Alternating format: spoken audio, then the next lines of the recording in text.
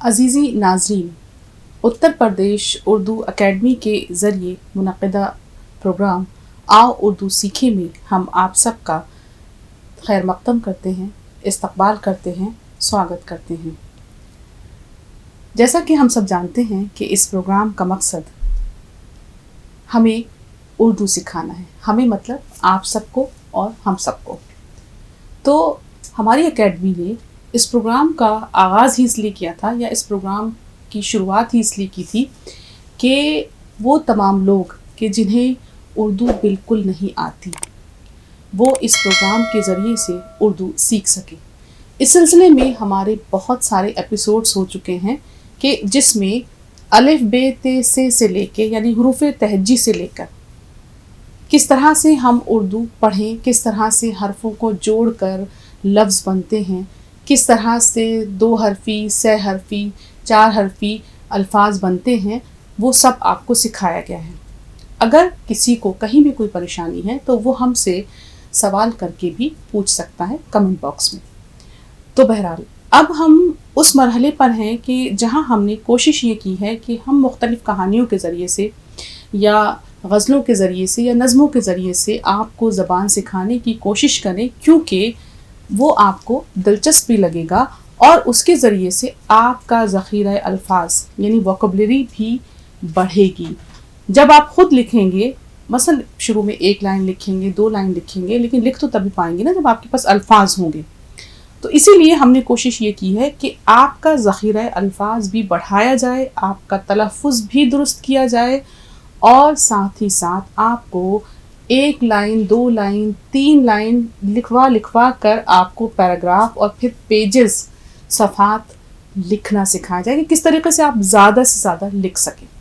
तो बहरहाल आज हमने एक बेहद दिलचस्प कहानी का इंतखाब किया है जिसका उन्वान है शेर और बैल।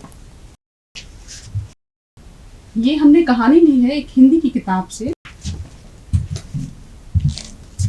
जिसका उन्वान है शेर और बैल।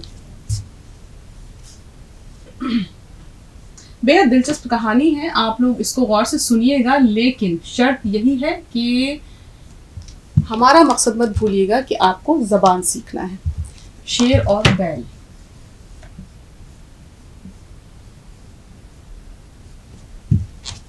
अब देखिए, शेर जो है वो किस तरह से उर्दू में लिखा जाएगा, क्या क्या हर्फ आ रहे हैं इसमें बताइए राजेश। शीन के बाद क्या आएगा? ये प्लस रे शेर। और जैसे कि आप लोग सीखते आ रहे हैं, शीन हमने मुख्तसर किया, ये का शोशा लिया, फिर रे नीचे खींच दी, शेर। देखिए रे की शक्ल थोड़ी सी लिखते वक्त बदल जाती है, ये आपको ख्याल रखना है। अच्छा, फिर और तो मालूम ही है सारे हर्फ जो हैं वो इंडिपेंडेंट हैं। और फिर बैल, बे प्लस ये प्लस लाम। अब हमने बे को शॉर्ट किया, ये का शोशा लिया, फिर लाम ले गए, बैल। शेर और बैल, ये हमारी आज की कहानी का उन्वान है। अब देखिए, एक बार वज्रमानक नाम का एक व्यापारी, आपको मुझे ये बताना है कि जो हिंदी लफ्ज आता है उसके लिए उर्दू लफ्ज क्या होगा। एक बार वज्रमानक नाम का एक व्यापारी अपने गांव से बैलगाड़ी पर मथुरा शहर जा रहा था। उसके 2 बैलों का नाम संजीवक और नंदक था। अब व्यापारी किसको कहते हैं? ताजिर, बिल्कुल ठीक है। ताजिर हम उर्दू में ते प्लस अलिफ प्लस जीम प्लस रे, और जब हम इसको शॉर्ट करेंगे इस तरह से, ते अलिफ ज़बर ता, जीम रे ज़ेर जिर, ताजिर। लिखना सीखिएगा, देखिएगा किस तरह लिखा जा रहा है। और व्यापारी को उर्दू में कहते हैं ताजिर। वेरी गुड, बहुत सही आंसर था। अच्छा, इस ताजिर के पास या इस व्यापारी के पास 2 बैल थे, एक का नाम संजीवक और दूसरे का नंदक था। नदी के किनारे चलते चलते संजीवक का पैर अचानक दलदल में पड़ गया। उसने अपना पैर बाहर निकालना चाहा पर निकाल नहीं पाया, यानी एक बैल का जो पैर है वो फंस गया और उसने बहुत चाहा कि वो बाहर निकल जाए, लेकिन वो नहीं निकल पाया। नदी के किनारे चलते चलते संजीवक का पैर अचानक दलदल में पड़ गया। उसने अपना पैर बाहर निकालना चाहा, पर निकाल नहीं पाया। व्यापारी ने भी संजीवक का पैर निकालने की बहुत कोशिश की, यानी उसके मालिक ने भी चाहा कि किसी तरह से उसको बाहर खींच ले दलदल से, लेकिन ये मुमकिन नहीं हुआ। अब वो क्या करे? पैर निकालने की बहुत कोशिश की, पर वह भी सफल नहीं हो पाया। कामयाब। आखिरकार उसने उसकी रक्षा के लिए 2 आदमियों को नियुक्त करके अपनी यात्रा फिर से शुरू कर दी। दलदल में फंसे हुए बैल को छोड़ दिया, उसके लिए 2 लोगों को मुकर्रर कर दिया, नियुक्त। अच्छा, रक्षा नहीं, हिफाजत। ये देखिए हिफाजत कैसे लिखा जाएगा, देख लीजिए। हे फे अलिफ ज़बर फा, हे जिर हे फे अलिफ ज़बर फा, ज़ोए ते ज़बर ज़त, हिफाजत। यानी वो कैसे ठीक ठाक रहे, महफूज रहे। तो उसके मालिक ने ये किया कि उसके लिए 2 लोगों को तैनात कर दिया कि वो उसकी हिफाजत करें, रक्षा करें।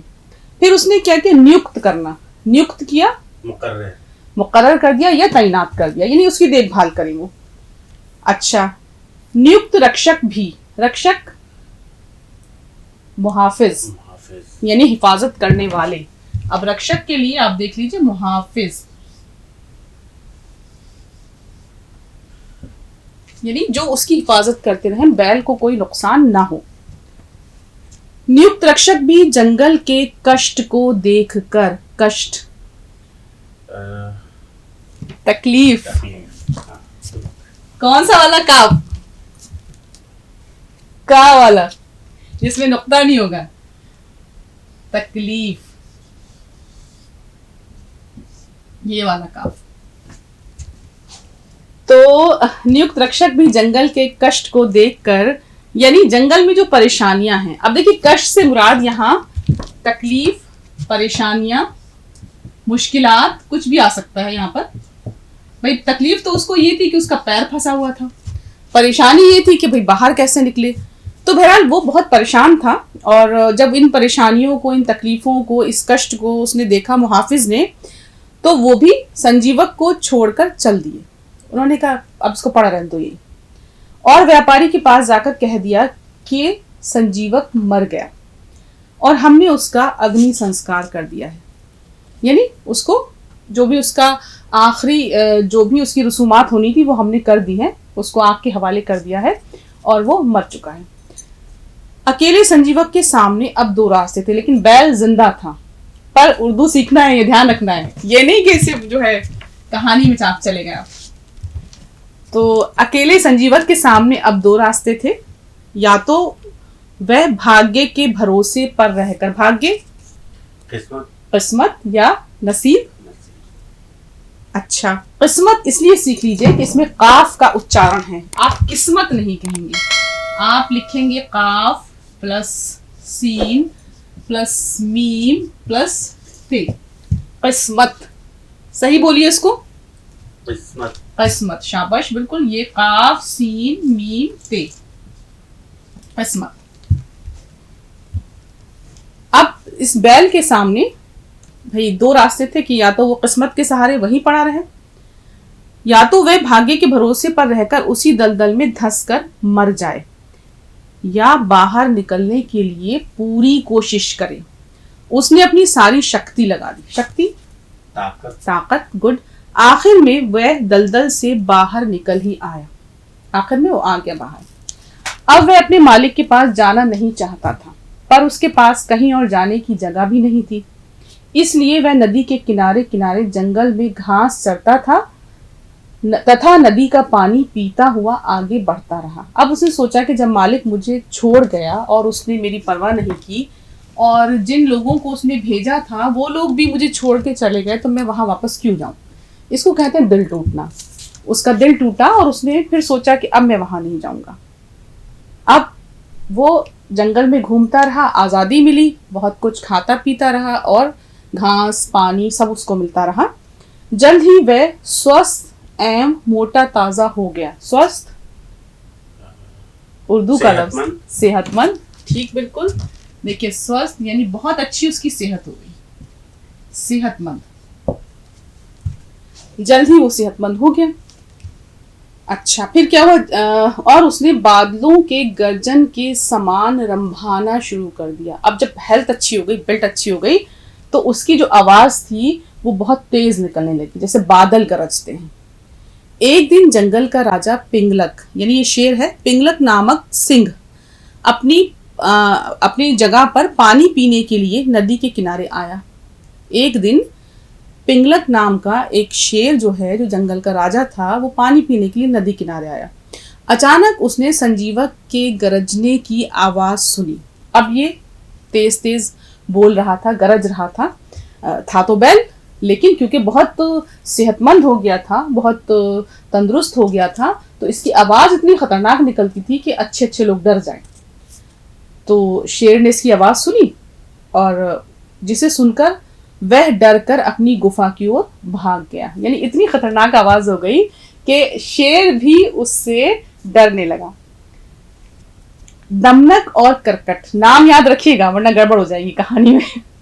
देखिए, बैल का नाम संजीवक, शेर का नाम पिंगलक, और उसके दो साथी और हैं जिनका नाम है दमनक और करकट। दमनक और करकट नाम के दो गीदड़, ये दो गीदड़ थे जो पिंगलक के सहायक थे। सहायक लफ्जी मानी अगर हम देखें तो मददगार, यानी उसकी मदद करने वाले, यानी मुराद ये है कि उसको सलाह मशवरा देने वाले, सहायक। चलिए याद कर लीजिएगा इसको। अच्छा, दमनक और करकट नाम के दो गीदड़। अब देखिए कितने कैरेक्टर हो गए, बैल, शेर, दो गीदड़। उसके सहायक थे, यानी उसको मशवरा देते थे, उसके साथी थे। जब दमनक को ये पता चला कि पिंगलक किसी आवाज को सुनकर डर गया है, तब वह उसके पास गया और बोला, महाराज आप कुछ परेशान से दिख रहे हैं, कृपया मुझे बताएं कि आपको किसने डरा दिया, मैं उसे आपके पास लेकर आऊंगा। पिंगलक इस सच्चाई को स्वीकार नहीं करना चाहता था। स्वीकार लफ्जी मतलब ले तो कबूल नहीं करना चाहता था, यानी मानना नहीं चाहता था उसको। फिर भी मतलब वो कैसे, राजा है, कैसे माने कि वो जो है वो किसी से डर रहा है। अच्छा, वो नहीं मानना चाहता था। फिर भी वह बहुत हिचकिचाते हुए दमनक से बोला, यानी गीदड़ से बोला, मैं नहीं जानता कौन है, पर मैंने बहुत ही भयानक आवाज सुनी है। भयानक, खतरनाक। खतरनाक तलफ़ुज़ बिल्कुल ठीक है, ये अच्छी बात है, लिखना भी सीख लें, क्योंकि इसको खतरनाक कभी ना पढ़े, खतरनाक। उसने कहा कि मैंने बहुत भयानक आवाज सुनी है, बहुत खतरनाक आवाज सुनी है। दमनक ने उसे आश्वासन दिया, आश्वासन यकीन, उसको यकीन दिलाया, उसे तसल्ली भी दी और कहा चिंता ना करें, चिंता फिक्र ना करें महाराज, मैं गरजने की इस आवाज का रहस्य अवश्य मालूम करूंगा। रहस्य, राज। अब ये राज नहीं है, अगर राज कह दिया तो मानी इसके बदल जाएंगे। राज के मतलब होते हैं कि कोई भी ऐसी चीज जो छुपी हुई है। तो उसने कहा कि मैं मालूम करता हूं। जल्द ही दमनक संजीवक को शेर के पास ले आया। अब गीदड़ लग गया उस पर कि किस तरह से इन दोनों को मिलवाया जाए। वो उसके पास ले आया, उसको बैल को शेर के पास ले आया और बोला, महाराज यही है वह जो गर्जना करता है, यानी जो गरजता है। भगवान शिव ने इसे हमारे जंगल में घूमने के लिए भेजा है। अब देखिए, गीदड़ है, चालाकी से अपने हिसाब से शेर को बता रहा है। जल्द ही दमनक संजीवक को शेर के पास ले आया और बोला, महाराज यही है वह जो गर्जना करता है, भगवान शिव ने इसे हमारे जंगल में घूमने के लिए भेजा है। इस बात को सुनकर पिंगलक शेर बहुत खुश हुआ और संजीवक का स्वागत किया। जल्द ही वह दोनों अच्छे मित्र बन गए। अब देखिए, यहाँ 3 लफ्ज आए हैं। खुश, इसको अक्सर करके लोग खुश बोलते हैं। खुश जो है वो गलत तलफ़ुज़ है, आप बोलेंगे खुश, और लिखा इस तरह जाएगा। फिर एक और चीज, एक और लफ्ज आया स्वागत। अक्सर हम बोलते हैं आपका स्वागत है, फिर ये पूछते हैं कि उर्दू में इसके लिए क्या लफ्ज है। तो स्वागत को कहते हैं इस्तकबाल या फिर खैर मकदम। इस्तकबाल या खैर मकदम। तो बहरहाल वो उनके पास ले आया और उन्होंने उसको वेलकम किया।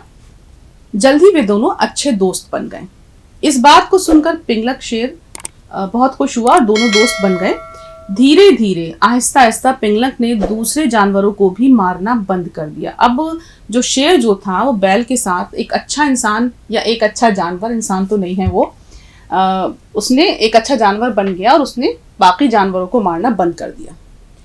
धीरे धीरे पिंगलक ने दूसरे जानवरों को भी मारना बंद कर दिया और तो और उसने अपने राज्य की देखभाल करनी भी छोड़ दी। इस बात से दमनक को चिंता होने लगी। अब क्या हुआ कि शेर जो है वो बैल के साथ इतना खुश हो गया, दोनों इतने अच्छे दोस्त बन गए कि उसने दूसरे जानवरों को, यानी शेर तो बड़ा खतरनाक जानवर है, उसने दूसरे जानवरों को मारना बंद कर दिया और बहुत अच्छी तरह से वो बैल के साथ रह रहा था और अपने राज्य के काम भी उसने बहुत सारे उसी के सुपुर्द कर दिए थे। लेकिन अब उसका नतीजा क्या हुआ? जो दमनक था, जो गीदड़ था, उसको अब ये बात कहीं ना कहीं चुभने लगी, क्योंकि वह तो हमेशा ही पिंगलक के बचे हुए भोजन को खाकर पेट भरता था। यानी शेर जो शिकार करता था और जो खाना वो छोड़ देता था, तो उस खाने को खाकर गीदड़ अपना पेट भरता था। अब क्या हुआ कि जब शेर ने, पिंगलक ने जानवरों को मारना बंद कर दिया तो वो खाए क्या? अच्छा, अब तो उसे भी भूखा रहना पड़ रहा था। इस समस्या को हल करने के लिए, समस्या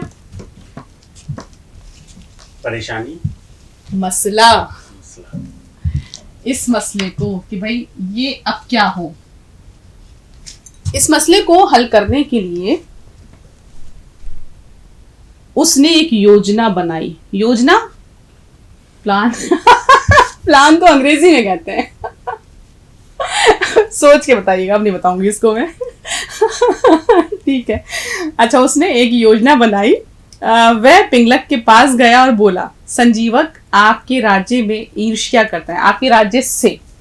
अब देखिए, उसने सोचा कि अब कुछ ऐसा किया जाए कि शेर जो है वो बैल के खिलाफ हो जाए, और वो उसके पास गया, शेर के पास, क्योंकि उसका पुराना साथी था, और उससे कहा कि भाई ये जो है आपकी हुकूमत से जलता है, अच्छा, और आपको मारकर खुद यहाँ का राजा बनना चाहता है। अब देखिए, खुद का तलफ्फुज अक्सर लोग बोलते हैं खुद, तो खुद जो है वो गलत है, आप बोलेंगे खुद, खेवा पिशकू और दाल। इसको हिंदी में भी अगर आप लिखेंगे तो खा पे बिंदी लगाएंगे, खा पर, और उसके बाद दाल, खुद। तलफ्फुज सही होना चाहिए, तभी जबान खूबसूरत लगती है। तो उसके बाद वह संजीवक के पास गया और उससे बोला, अब देखिए, एक तरफ तो उसने शेर को चढ़ा दिया, इसको गौर से सुनिएगा कि कहानी यहीं से कई एक टर्न लेगी। उसने कहा, संजीवक आपके राज्य से ईर्ष्या करता है और आपको मारकर खुद यहाँ का राजा बनना चाहता है। ईर्ष्या, हसद, जलन।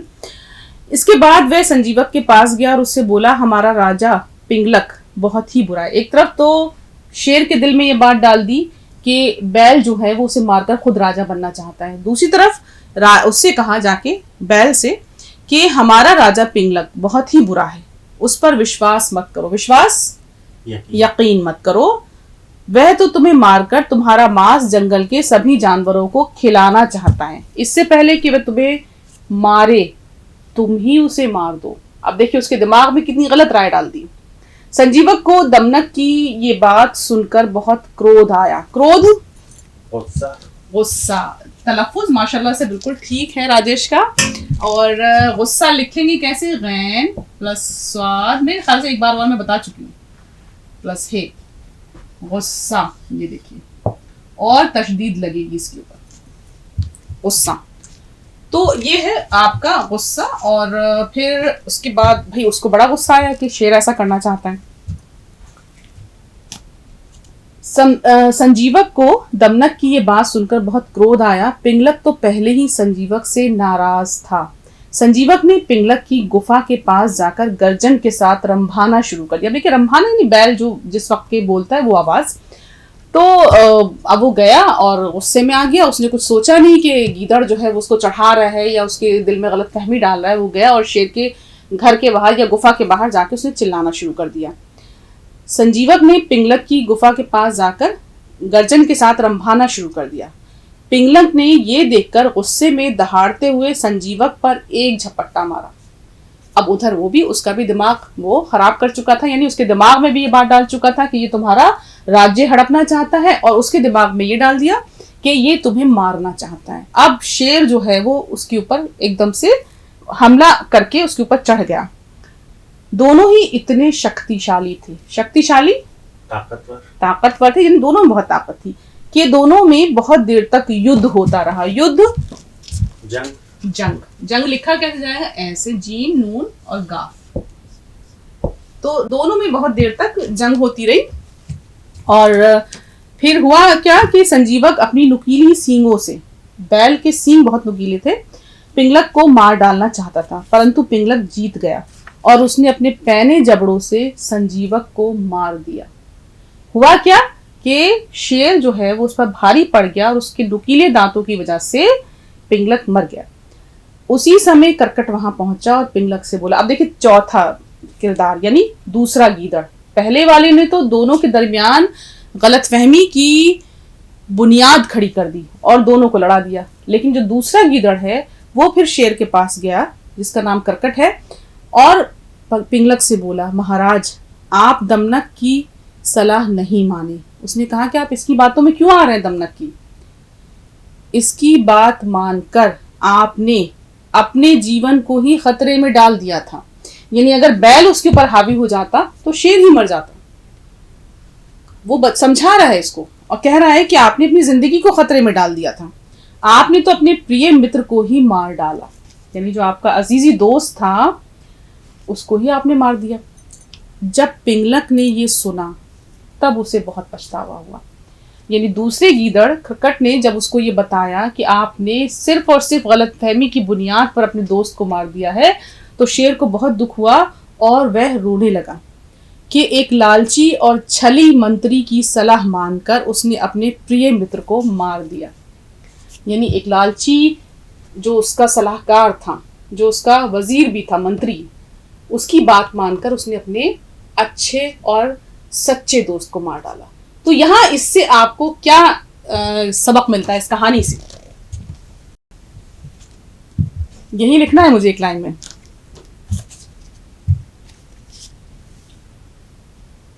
किसी की सलाह में लेने से पहले एक बार सोचना चाहिए। तो सलाह लेंगे नहीं तो फिर कैसे सोचेंगे? मतलब ऐसे ही किसी की बात पे भरोसा नहीं करना। हाँ, जब कोई आपको सलाह देता है, देखिए वो तो राजा था, तो राजा के लिए तो ये मस्ट ही है कि आप सलाह लीजिए, पर दिमाग तो अल्लाह ने आपको भी दिया है ना, सलाह जरूर लीजिए, लेकिन अपना दिमाग भी चलाइए कि आया जो सलाह आपको दी गई है वो आपके फायदे के लिए दी गई है या किसी और ने आपके दिमाग का इस्तेमाल करके खुद का फायदा किया है। तो अब मैं क्या लिखूं यहां पर? यहां लिखूं कि इस सबक से, देखिए राजा के लिए तो सलाह है ही कि राजा को दूसरों से, भाई बगैर उसके, वो बगैर मंत्रियों के या बगैर वजीरों के चल भी नहीं सकता, बहुत सारी मालूमात उसको वहीं से आती हैं, वहीं से हासिल होती हैं, तो सलाह तो लेनी चाहिए, लेकिन उस सलाह पर फिर बैठकर मंथन करना चाहिए, गौर करना चाहिए, जिससे कि हम सही फैसला ले सकें। जैसे कि हमारी आपको सलाह है कि उर्दू सीखिए, पर आपको ये भी गौर करना है कि उर्दू सीखने के लिए हमें किस किस तरह से मेहनत करनी है। बहुत सारे तरीके हम आपको बता रहे हैं, बहुत सारे तरीके आपको खुद भी सीखना है। मसलन बाज़ लोग बहुत मसरूफ़ होंगे, उनके पास वक्त ही नहीं होगा कि वो बहुत सारे अल्फाज याद कर सकें, तो उसके लिए उन्हें तरीके सोचने पड़ेंगे। भाई आपको एक सलाह दी जा रही है कि खूबसूरत ज़बान सीखिए, उसके लिए कोशिश भी की जा रही है, उसके लिए मेहनत भी की जा रही है, लेकिन ये आपके ऊपर मुनहसर करता है कि आप किस तरह उसको सीखते हैं। यहाँ आपका दिमाग चलेगा। जैसे मिसाल के तौर पर अगर वोकैबुलरी बढ़ानी है तो जो कुछ मैंने आज पढ़ाया, 5 लफ्ज यहाँ से किसी पेज पर लिख लीजिए, किसी सफ़े पर लिख लीजिए, उसको अपने साथ हर जगह रखिए। अगर आप अपने ऑफिस में हैं तब भी आपके टेबल पर है। आप देख रहे हैं कि जंग किस तरह लिखा हुआ है, आप देख रहे हैं कि क्रोध के क्या मानी हैं, आप देख रहे हैं कि फला हिंदी लफ्ज़ का उर्दू में क्या लफ्ज़ हैं। तो इस तरह से आप 5 लफ्ज़ अगर रोज़ अपनी टेबल पर रख लें, किचन में खड़े हैं तब भी आपके पास वो कागज़ है, कहीं और हैं तब भी आप याद कर रहे हैं, देख रहे हैं किस तरह से लिखा हुआ है, तो आप बहुत जल्द उर्दू ज़बान सीख जाएंगे। लेकिन खैर बहरहाल इस सलाह में और कहानी वाली सलाह में बहुत फ़र्क है। वहाँ तो मामला जान पे बनाने का है। तो हमेशा ध्यान रखिए कि जब भी किसी से कुछ बात करें और वो आपको मशवरा दे तो आप खुद भी सोचें और हमारी एकेडमी के इस मकसद के लिए ज़रूर सोचें कि इंशाल्लाह जब आप ये ज़बान सीख जाएंगे और आप ये कहेंगे कि आपने उत्तर प्रदेश उर्दू एकेडमी के प्रोग्राम के ज़रिए से ये ज़बान सीखी है, तो हमारे लिए तो वो वक्त, कहते हैं ना कि हमारा दिल बाग बाग हो जाएगा, बेहद खुश हो जाएगा और ये लगेगा कि हमारी मेहनत ठिकाने लगी। आप सबका बेहद शुक्रिया।